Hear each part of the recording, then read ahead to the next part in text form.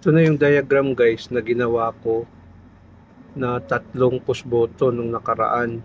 Tatlong push button siya, no? Meron siyang interlocking. Pag i-press natin ang stop, mamamatay. Tapos pag i-press naman natin yung reverse, gagana ang reverse niya. Tapos pag i-press natin ang forward, may interlocking. Pag i-stop natin, mamamatay, no? Ang reverse.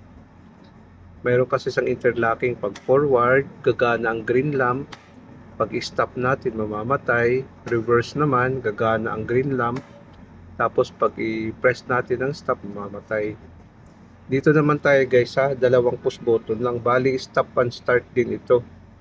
Kanina kasi tatlong push button yun. Pag i-press natin ang forward, gagana siya.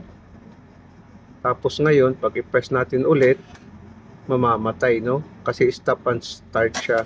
Ang reverse naman, gagana.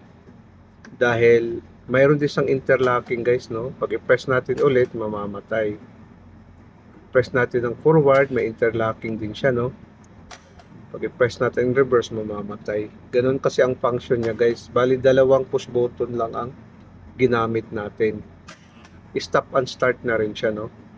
Forward, stop, reverse, tapos stop din. Yun kasi ang function niya guys. Tapos ngayon, dadako naman tayo ngayon sa diagram natin. Bali, dalawang diagram yan guys kung makikita natin. No? Dito sa kaliwa, tatlong push button ang ating ginamit sa forward, reverse. Dito naman sa kanan ay dalawang push button lang.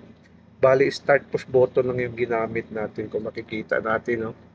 Yan na yung diagram niya guys na ating sinundan doon sa actual na connection doon kanina.